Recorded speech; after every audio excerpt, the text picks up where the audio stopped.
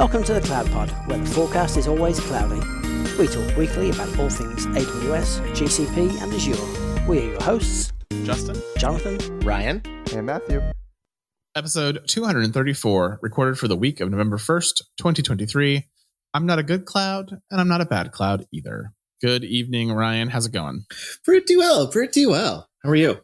It's nearing the end of the week, and I'm ready for the weekend. So super excited about that.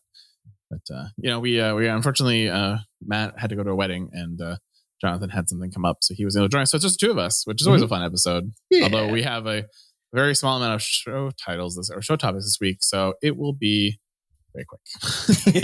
Yeah, it's how these will work out.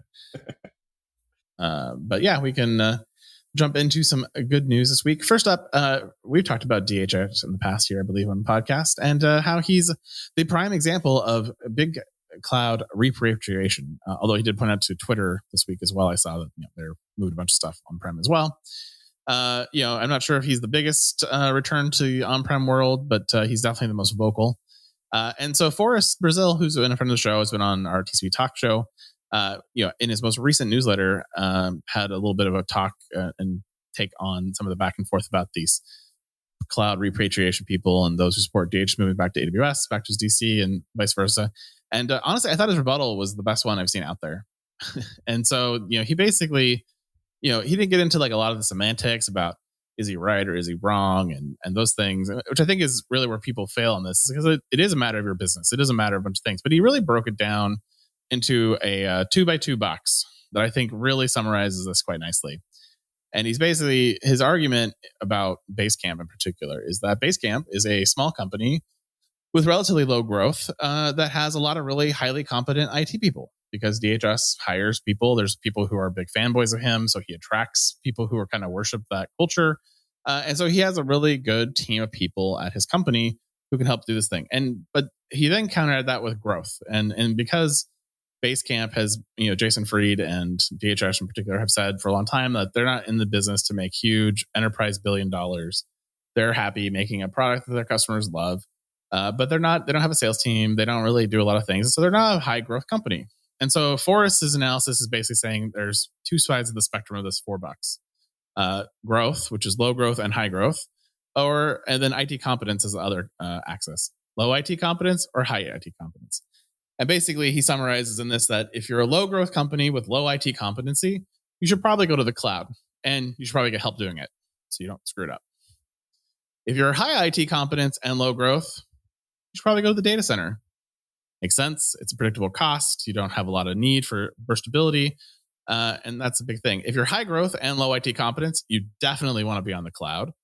And if you're high IT competence and you're high growth, hybrid cloud or something, I don't know, you're the smart one, as he says.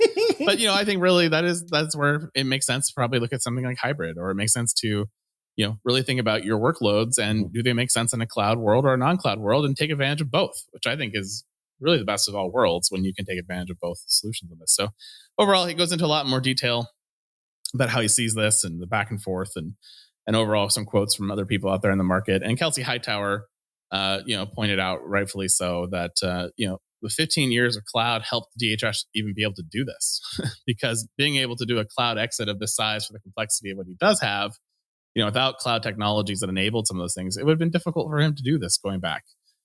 Declarative infrastructure, containerization, all that stuff is a big cloud advances that were brought to the world that he's now benefiting in his data center as well. So don't forget about that part of this either. Yeah, no, I mean, I agree. This is the best sort of write out that lays it out end to end, like how to choose where to put your workload. Notable things that are missing are like, the stereotypical sort of arguments for cloud or data center. And it really isn't an opinion piece on what is right. It's more methodology of how to choose and how to think about it. And with, sort of examples and anecdotes about the stuff that's out there. The one gripe I will say that I have with this is just if you have a high growth and low IT competence, I also suggest that you seek help. Even more so, I would think, to get to the cloud, just because, there's so many things that you can paint yourself into corners without really knowing the scaling concerns. Thinking about service limits of a a single AWS account or a GCP project, and how to design for that use case is super important. And I think that you probably want to get a partner or someone who's got a lot of experience to help you out as you start your cloud journey. He quotes sci-fi author Donald Kingsbury, which is a great quote. Tradition is a set of solutions for which we have forgotten the problems. Throw away the solution and you get the problem back. Sometimes the problem has mutated or disappeared. Often it is still there, as strong as it ever was before. And I agree with that. Oh yeah, 100%. And then he had a great comic in this too, because Forrest, one of his things he does is he has these great comics he draws, as well as he's a musician, and he's a very multi-talented. It really is, yeah. And he says, who needs the cloud when we get 80% server utilization across our data center? Then its server utilization is broken down into things like monitoring agents and management tools, and one majestically inefficient database query, for example. So quite clever. It definitely hit home for this tech geek, for sure. Yeah. But this is if you've been hearing people at work talk about repatriation as the solution to all your problems, definitely check out Forrest's article. Take away some good little tidbits as well. All right, let's go to general news. 4 years ago, back in the dog days of 2020, there was a startup founded by Steve Tuck, Jesse Frizzell, and Brian Cantrell. And they basically said they wanted to bring cloud computing to enterprise and data centers, and potentially help companies like DHH run their own clouds on-prem. But that company is called Oxide Computers, and they've been sort of writing blog posts. They've been on some podcasts, but there has been a lot of going on. Jesse Frizzell even left the organization to go do another startup, and so it's really Steve and Brian Cantrell now. Brian Cantrell is kind of famous that he was one of the main hardware engineers at Sun Microsystems back in the day, I believe, is the company. And so he's got a lot of pedigree in this particular space. And so over the last 4 years, they've been developing their answer to the first world commercial cloud computer that you can buy and put in your data center, as long as you understand you have to buy it in rack units. And that's full racks, 42 of them. While major cloud providers have built their own cloud computing services, Oxide is the first company to be selling a commercial version of an out-of-the-box cloud computer for individual companies that deliver the same massive hyperscale benefits. The purpose-built for high-performance computing, networking, and storage, and they're hailing it as the first true rack-scale system with fully unified hardware and software designed for on-premise cloud computing. They already have a couple of interesting marquee customers like the U.S. Department of Energy. In addition, they did secure their $44 million round A, and they're bringing their total to $78 million. And a lot of buzz on this one. Lots of cool pictures in the article of the rack itself. And if you're interested in not buying the really expensive rack solutions from AWS called Outposts, this might be a great alternative option for you.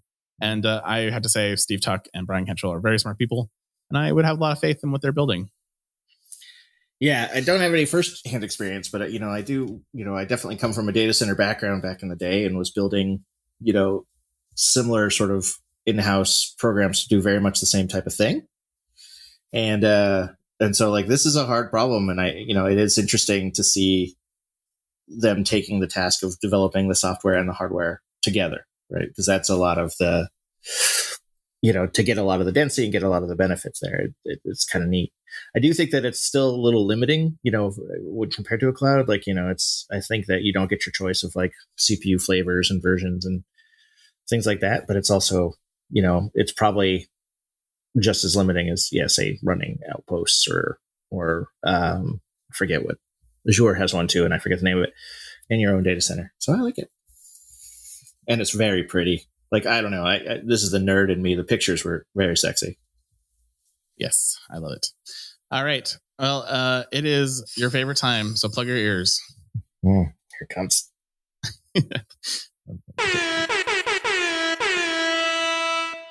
It's earnings season once again, so you now get to rest your ears for another quarter. And this will be fun because you don't care anything about earnings, so I'm going to try to make this entertaining for you best I can. But up first was Microsoft, who had a great quarter with revenue of $56.52 billion versus the Wall Street analyst expectations of $54.50 billion. This is up from $50.12 billion a year ago, with net income of $22.29 billion, which was a 27% increase, and they are expecting 15% growth for their second quarter coming up. Intelligent Cloud, which includes Azure and all the other things they dumped into this bucket, produced $24.26 billion in revenue, up 19% from the year prior. Azure itself jumped 29% higher than which was higher than the 26% expected. But I will remind you that Microsoft does not point out just Azure revenue, so that is all Office 365, a bunch of stuff. Notably, Microsoft said that Azure OpenAI Service now has 18,000 customers, up from 11,000 in July, and 3 percentage points of Azure growth is tied to AI per the CFO. So that's a pretty big increase in revenue tied by the AI, era, and it's just beginning. Oh yeah. No, this will be crazy to see how it shakes down. I was surprised by the numbers. I also know that 18,000 is a whole lot of people like clicking the demo button, kind of deal. But we'll see. We know it's going to grow. We know it's going to take over. Just how quickly does it take over? Yeah.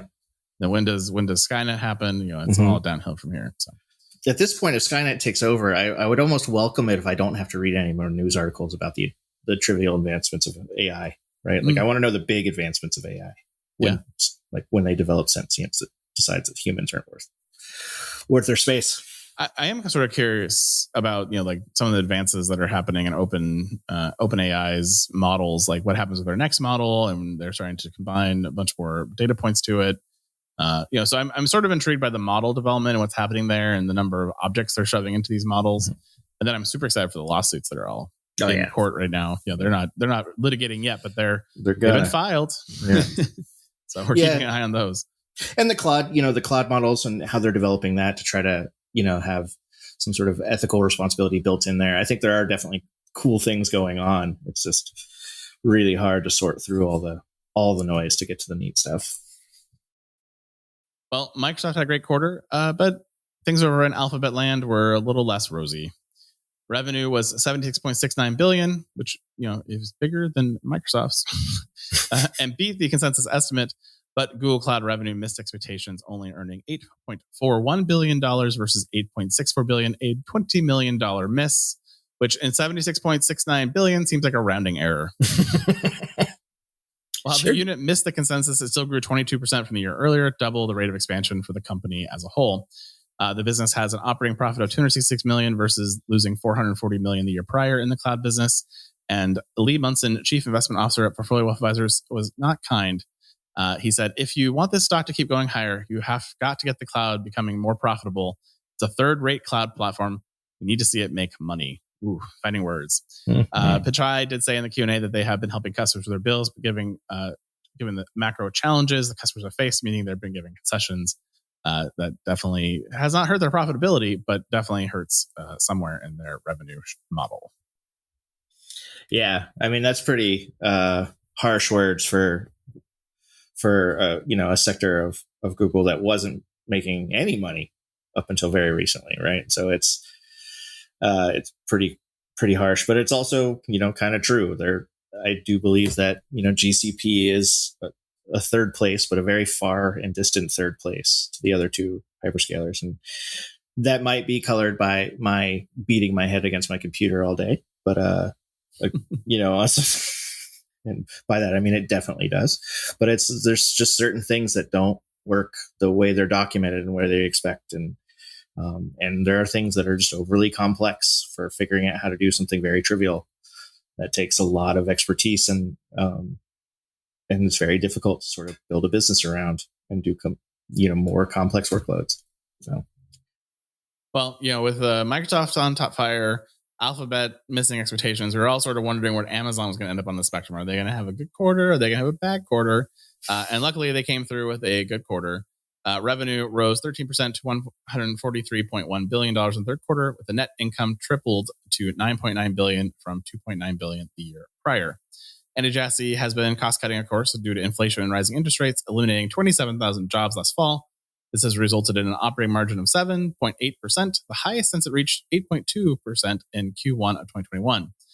Significant increase over the 2% margin they had a year prior. Amazon analysts were positive on Amazon shares, with commenting that improvements in margin, AWS acceleration, and long-term AI tailwinds that will impact this model over time. AWS revenue increased 12% to $23.1 billion compared to the same quarter, and income was $7 billion, representing 62% of Amazon's total operating income. Overall cloud growth coming in at 27%, so staying relatively flat in the growth chart, which is good. It's not declining as it had been, Mm-hmm. or at least it's not declining as quickly. So it feels like maybe companies are panicking a little less about cloud spend. They're maybe not pulling back as aggressively as we saw in earlier quarters. And I know the Fed just held interest rates where they were, and maybe we're hitting that soft landing the Fed promised. We'll see. Mm-hmm. No, it'd be nice. It'd be nice. Yeah. It's still been really painful. Sure has. How much is that milk today? Jesus. Yeah. Overall, Q3, calendar Q3 was pretty good. Mm-hmm. So hopefully we see a strong Q4 for these guys. Of course, Amazon will have a good Q4. It's Christmas time, but we'll see how everyone else does and fares through the thing. And then, the other thing about Google's revenue I didn't mention was YouTube advertising seems to be back up, which is a good sign. Because that was radically down like last quarter. Yeah. Right? So that's good. So maybe maybe people are a little less scared of spending frivolous money on marketing. I mean, I know my Amazon purchases haven't decreased, even though I keep saying that I should save money and I should rely more on, local businesses and everything. I actually haven't. It turns out, but that requires you to put on pants and leave your house, which I'm not a fan of. I'm not a fan. Yeah. So that's definitely a high bar for them to, I can wait till tomorrow and it shows up on my porch, or it's so easy. Have you been waiting months and months to hire your new AWS, GCP, or Azure architect, only to have them be poached at the 11th hour by a startup with a juice bar? Initiatives stalled because you're having trouble hiring? Well, I have a simple solution: Foghorn Consulting. Foghorn Consulting provides top-notch cloud engineers to the world's most innovative companies and can be burning down your DevOps and cloud backlogs as soon as next week. Foghorn certified AWS, GCP, and Azure professionals are armed with infrastructure as code, and from day one will be designing performant, optimized cloud-native or hybrid environments that deliver on the promise of cloud. Their FogOps solution even provides on-demand cloud engineering to augment your existing teams. Visit www.foghornconsulting.com or send an email to cloudtalentnow@foghornconsulting.com and tell them the CloudPod sent you. Your dedicated FogOps team is with you for the long haul, and they bring their own juice.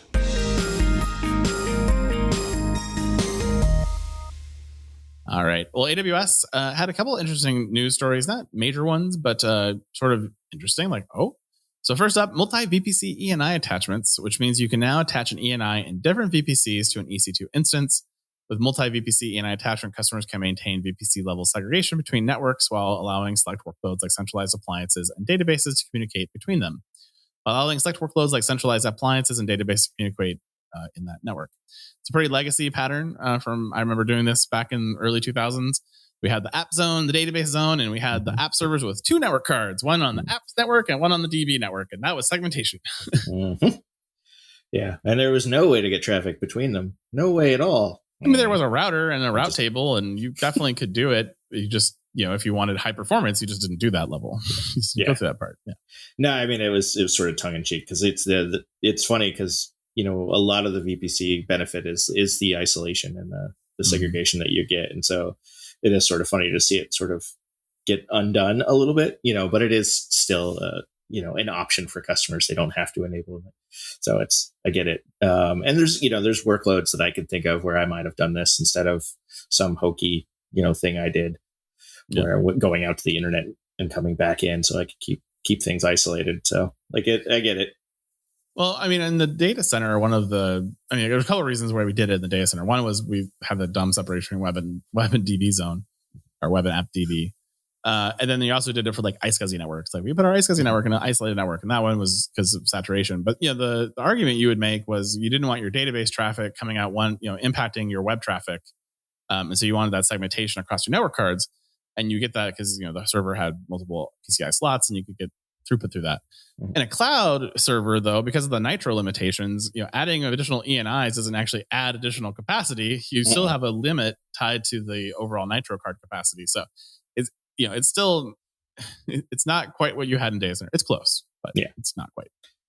It's a way to increase flexibility of those routing things for things that need to have a leg in two different places, right? Like I think it's more for probably different application access. If you think about maybe you have a software distribution server that does both dev and prod, and maybe you have mix for each one of those things, and you don't have to do some crazy peering solution or something terrible. So yeah, I get it. Yeah. Well, if you're a user of the AWS Network Firewall, it now supports the ability to do egress TLS inspection in 2 different regions. It'll probably get expanded a little wider than that in the future. This enables you to strengthen your security posture by, of course, breaking encryption, which improves visibility into encrypted outbound VPC traffic. And starting today, you can use AWS Network Firewall to decrypt, inspect, and re-encrypt outbound TLS traffic destined for the internet, another VPC, or another subnet. And this is a pretty legacy thing as well from the data center world, where security needed to validate everything going through the thing is allowed and authorized, and that there's no data exfiltration happening. And so if you break encryption and inspect everything, you know exactly what crossed the wire and open a big security hole in your network. So now you can do that on AWS as well. Yeah.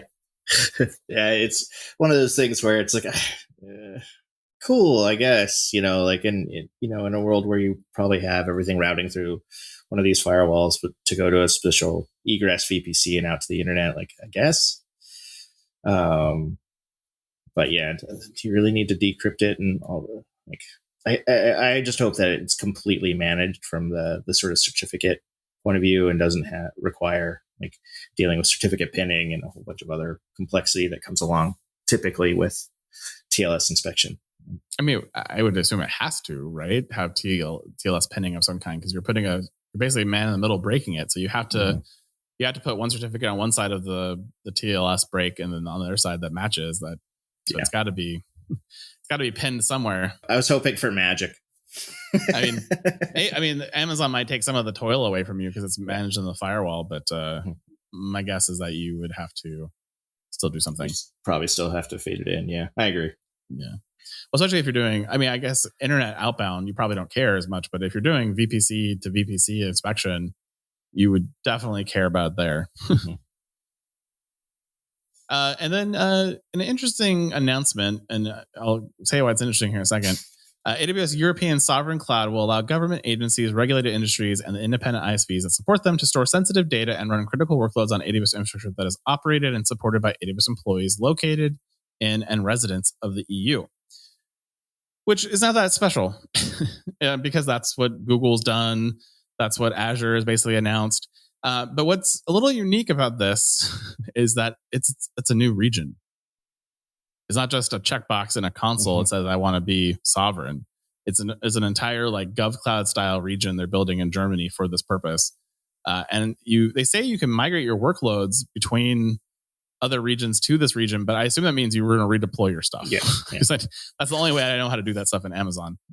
So it's sort of weird to me. I'm like, you couldn't just set up some rules around it, or they really felt like they couldn't provide the proper level of isolation to just EU employees and residents unless they built a whole new region for it. So that's a little weird. This is in the works. It's not available today, unlike the other guys who announced it, and it was available that day. So they're assuming we'll be able to get this sometime later, probably the next 18 to 24 months, is my guess. Yeah. My big fear is this is the future, right? So everything goes to the GovCloud model, where you have now, it used to be one product offering and, with regional sort of segregation in there. And for the most part, if you were in the bigger regions, your managed service would be available, if not right away, pretty soon. But now I think we're going to see it sort of bifurcate into having lots of little different sovereign clouds, GovCloud, European Sovereign Cloud, and it'll probably get other regions. Well, and you get into DoD stuff, like Australia DoD has requirements that require you to put that into Australia data center and do things there. Like there's all kinds of regulation. Kingdom of Saudi Arabia, for example, you have to host the data in Saudi Arabia, even though like most of the only one cloud provider that's there is Google, but it's one region. There's no DR there. So I guess you can get something sovereign with no DR. So I guess Kingdom of Saudi Arabia is like, well, if we go down hard, and we don't care about DR. But it's the sovereign thing is probably the biggest struggle for most cloud providers. And B2B has to comply with these things. And then you have B2C companies like Facebook, who have traditionally always had their stuff in US in their own data centers. And then they, basically do large CDN networks to kind of cover global endpoints. these things are impacting those guys as well. And it just makes everything more complicated, everything more expensive, and everything more, finicky on how you have to manage and route traffic. So I get why they do it, because, forcing a cloud to be in their country brings jobs and revenue and helps their economy, but it's painful for a SaaS company or for a B2C company that's got to comply with these laws. And, it's not only is it the economic impacts, but it's also just data privacy. And as I think litigation for stuff like training AI models increases, that data, I think it'll become more important, because, laws like this will allow future legislation. So at the country level, like it'll be illegal to train model on Germany's data at some point, that kind of thing. And I can't wait till the EU starts issuing guidance on AI model training. It's going to be real complicated. Yeah. It'll be more complicated, which I don't even think is possible, really. Like at some the threshold of which I could understand in complication, we are past. Yeah. Like I'm already getting confused about how you use large language models to inform mini models that meet your business requirements, and then how that doesn't cost you $1 bajillion. Like, like that's the stuff that I'm still trying to how do you pull the data from, like, how's that just this whole brand new LLM model that has your data in it versus like it's just a mini model that supports the big model, and like how that all interweaves. Like, I wish I knew more about AI and ML. I'm going to be doing some more reading and more research on this, because it is the future. And I need to be more up to speed on it than I am at the moment. I'm learning a ton on current projects right now, and it's interesting how easy it's become from when I started forever ago. Yeah, you're just setting up infrastructure for it, not really using it as a a data scientist. But now to see data scientists in environments, it's night and day comparatively, and it's getting into like understanding neural nets and some of the stuff that I sort of glaze over and just stare at Jonathan and be like, explain it to me in crayon, please. Yeah.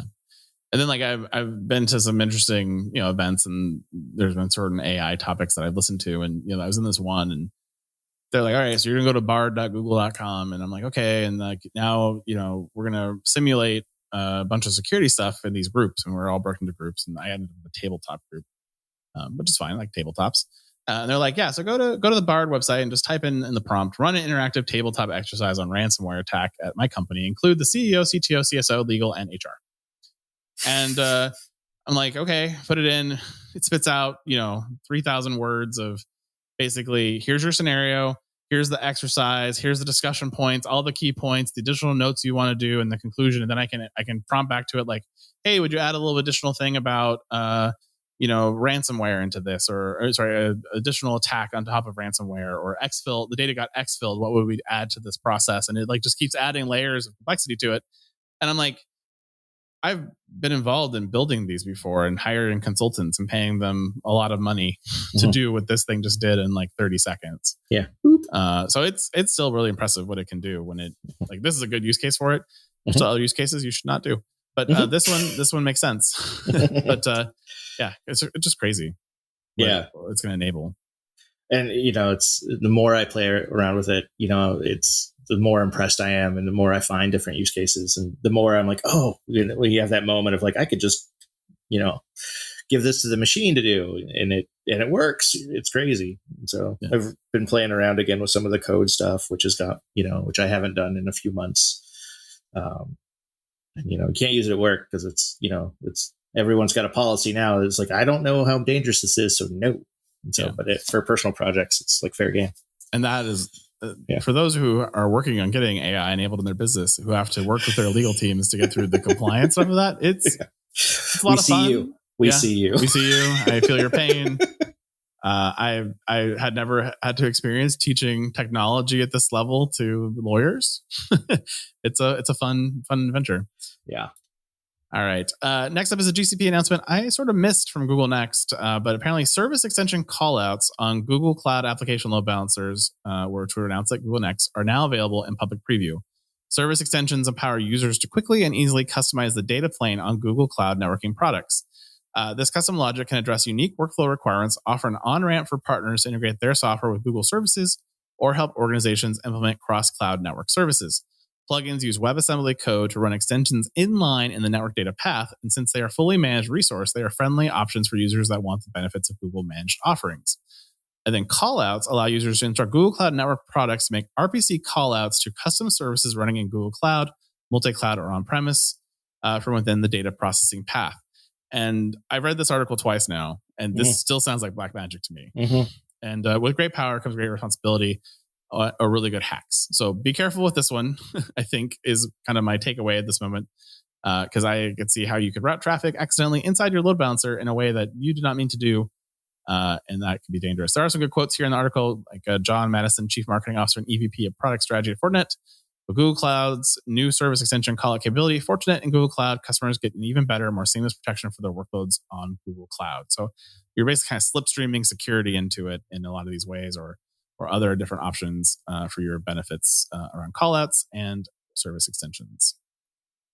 Yeah. I think I read this 3 times. I still don't really understand, and I keep looking at, as I try to understand almost anything, I try to figure out how I would use it, usually for evil. But I realize that this is the reason why I'm having such a hard time with this service is it kind of goes against everything sort of I've been preaching about cloud, like as far as like using managed services to abstract away all the toil. This is just a way to put it right back in there.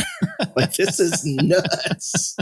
Like, you can do cool stuff with it, like with, and this is definitely stuff we used to do in the data center for crazy, like global DNS and region routing or locale routing and some of the stuff for custom authentication. You can do that, but you shouldn't do any of these things that this empowers. Like, you should go to something that's much easier to support and maintain and understand. So it's kind of crazy. Yeah. I mean, we talk often about, like, this will be fun to troubleshoot on an incident. This will be really fun to troubleshoot on an incident. So is it the third party we're sending the traffic to that's making modifications inline on via RPC causing this error, or is it our code? Yeah. Like, oh no, like, don't do this. Yeah. I'm actually looking, this is one I want to take to my Google rep and be like, hey, can you explain this with me with CRAN, and then like give me use cases why I would do this and what my purpose would be. Because I do have some more questions of this. Like this one, I get it, but I also don't get it fully. And beyond the security inspection use case and validating users and identity, I'm curious if there's other workloads they're intending this for, or they're really thinking it's truly just a security thing. Because I could see a ton of other horrifying things I could do with it, with the evil hat on, in addition to these security things, which are beneficial. Well, I mean, the one use case I can think of right off the bat is an application that requires very specific, headers, especially for evaluating sort of forwarding rules. And is this did this come from this agent or this agent? You can rewrite it. And so if you think about some of the terribleness that's in that has been done in like F5I rules, this is another way that you can do that now. And it's just like, oh, no. Well, and like I don't have a lot of details because the docs are kind of, it's still in preview. But so if I'm an attacker and I can get basically through an RPC call out, I can make a website that looks like anything. Now through an RPC call to a different service that potentially is your identity provider. Think about the phishing attacks that you could do with this. I went to this website and I used my Microsoft 365 credentials to log into it because that's a single sign-on SAML OIDC endpoint. And actually, I just gave it to a hacker through an RPC endpoint. Now they just have my credentials go do whatever they want to. Yep. Yeah. Oops. Yeah. No, it's yikes. Yeah. That's where my brain goes on this. I'm like, okay. Yeah. So I assume there's protections. I can't. Probably. Yeah. There's got to be more to it than this. This article is limited in its ability to explain it to me in a way that I'm understanding enough. And I need to spend some more quality time with the service extensions over but there's not a lot of additional detail there either yet. No. Azure had a bunch of AI stories. I saved you all from them and killed them from the story. I started reading through the one, and about halfway through, I was like, I don't even know what they're saying at this point, and I just can't. So yeah. But I did find an Oracle story for you. What? I know. OCI and Google Cloud are getting closer for customers' multi-cloud journey. You can now cross-connect the Google Cloud with OCI. Leveraging Google Cloud's cross-cloud interconnect and Oracle's fast connect capabilities, you can now pay Oracle to manage your Oracle in their cloud and connect it back to GCP, which is a great way if you're in trouble with them on licensing to hopefully get yourself out of licensing hell and just connect your clouds together and say, yes, you run that for me, Oracle, and we'll pay you all the monies and you'll go away and leave us alone. So we won't use Java anymore, we promise. Yeah. But that's nice. I mean, Azure has this, now Google does. So steps in the right direction. And, Oracle should have to deal with their own software. So, yeah, I agree. Pay them to support it. Yeah, I mean, as much as I dog on Oracle, and that's a good company. They've been around for a long time, and their business practices are terrible. Yeah. But the products are good. Yeah. If you're an Oracle financial customer or, one of these and you want to use Oracle Cloud to have them host Oracle financials or any of those products, then you can cross-connect to your cloud for sales entry and web e-commerce. And there's a lot of really great use cases for this. I do see the value. It's just, I mean, think about just the, being able to access, GCS storage for stuff, and just, simple things like that will make things a lot easier. So this is cool as long as it can, take advantage of workload identities and all that stuff and not be terrible and require a whole bunch of manual key rotations. Exactly. Well, that's it. That's all I got for you this week. Yeah. It was a quick show.